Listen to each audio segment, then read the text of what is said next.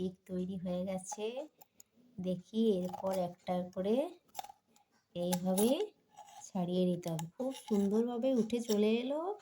আমার তো খুব আনন্দ হচ্ছে। বাহ, দারুণ হয়েছে।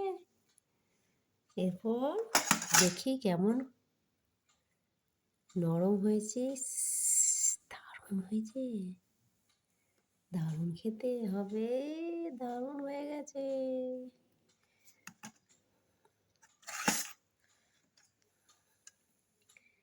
নিরামিষ কেক তৈরি হয়ে গেল। দেখে হয়েছে মা কেকটা? দারুণ হয়েছে। ভালো হয়েছে? হ্যাঁ, নিরামিষ কেক খুব ভালো হয়েছে। তেমন কিছুই দিইনি, ঘরের সব না জিনিস হলেও দিয়েই খুব করেছি। সুন্দর হয়েছে। যাক, কিছু উপকরণ দিয়েই আমি এই সুন্দর কেকটা বানালাম। এই কেকটা এর জন্য লাগবে সুজি। 1 প্যাকেট সুজি নিয়েছি, এই 10 টাকা দাম। 10 টাকা দামের 1 প্যাকেট সুজি নিয়েছি। আর নিয়েছি 1 বাটি চিনি। তার সাথে লাগবে, এটাকে আগে গুঁড়ো করে নিচ্ছি মিক্সিতে, আর সুজিটাকেও গুঁড়ো করে নিচ্ছি মিক্সিতে। এই সুজিটা আমি মিক্সিতে গুঁড়ো করে নিয়েছি, গুঁড়ো করা হয়ে গেছে। আর চিনিটাও গুঁড়ো করে আমি নিয়ে এসেছি।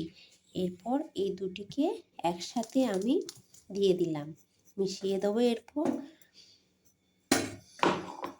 এই দুটি আমার একসাথে হয়ে গেল। দুটো তো আছেই, তার সাথে লাগবে আমার 1 বাটি মানে 100 গ্রামের মতো ময়দা আর 100 গ্রামের মতো সাদা তেল। এই 4টি জিনিস আমি মিশিয়ে নিচ্ছি একসাথে। সম্পূর্ণ ভিডিওটা দেখার জন্য অনুরোধ রইল। ভালো লাগলে অবশ্যই কমেন্ট করবেন। এই মিশ্রণটিকে আমি রেডি করে নিচ্ছি। তাহলে বাড়ির সব উপকরণ দিয়েই তৈরি হয়ে যাবে কেক। তো ভাবছেন যে দিদি হয়তো মিথ্যে কথা বলছে কিংবা ভুল বলছে, তা নয়। এগুলো তো বাড়িতে সবার বাড়িতেই থাকে এই জিনিসগুলো। এই সামান্য জিনিস দিয়ে যদি বাচ্চাদের জন্য কেক তৈরি করে দেওয়া যায় তাহলে কেমন হয়? ভালোই লাগবে এই জিনিসগুলো।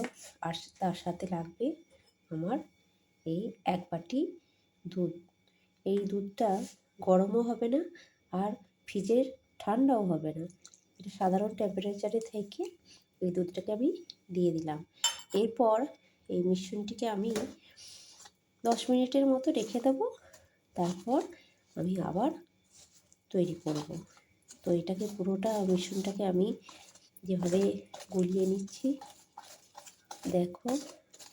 আর আমার বাড়িতে কালার ছিল না, সেই কালারটির জন্য আমি জিনিসটি তৈরি করব সেটাকে কিন্তু দেখতে হবে, ভালো করে দেখতে হবে। এটা এখন মাখিয়ে নিচ্ছি। এই মিশ্রণটিকে আমার তৈরি করা হয়ে গেছে। এরপর আমি 10 মিনিট এটাকে ঢাকা দিয়ে রেখে দিচ্ছি। তো আমার ঢাকা দেওয়া হয়ে গেছে। এর মধ্যে আমি কড়াইটা চাপিয়ে দিয়েছি, এর মধ্যে দিয়ে দিচ্ছি খানিকটা নুন। যে নুনটার মধ্যে স্ট্যান্ডটা বসিয়ে আমি কেকটা তৈরি করব।